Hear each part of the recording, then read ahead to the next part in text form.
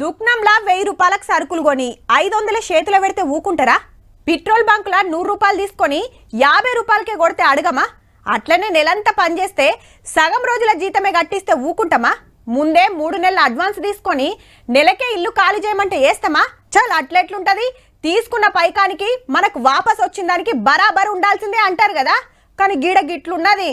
దొంగలు కలిసి ఊర్లు పంచుకున్నట్టే ఉన్నది మిల్లర్లు బిడ్డర్ల కథ. సర్కార్కు రావాల్సిన 16,000 కోట్లు విలువైన ఓట్లు దగ్గర పెట్టుకొని మస్తు డ్రామాలు ఆడుతున్నారట. మరి గవర్నమెంట్ రైతుల దగ్గర కొని మిల్లింగ్ కోసం రైస్ మిల్లుకు పంపితే వాళ్ళు పట్టించి బియ్యం సప్లై చేయాలి. కానీ పంపిన వాటిలకు ఇచ్చిన బియ్యానికి పొంతన లేకుంటుంది. యాసంగి పంటయే ఇంకా 11,000 కోట్లు విలువగల వాటిలు మిల్లర్ల కాన్నే ఉంటే ఆఫీసర్లు చెకింగ్ చేసి ఆడాడ మిల్లులు సీజ్ చేసినా అస్సలు బుగులు పడతలేరు. ఇచ్చిన ఒడ్లు సీఎంఆర్ పెట్టమంటే రెండు పరిశీలించినప్పుడు ధాన్యం 25,000 మెట్రిక్ టన్నులు ధాన్యము తక్కువ ఉన్నట్టు గుర్తించడం అయింది.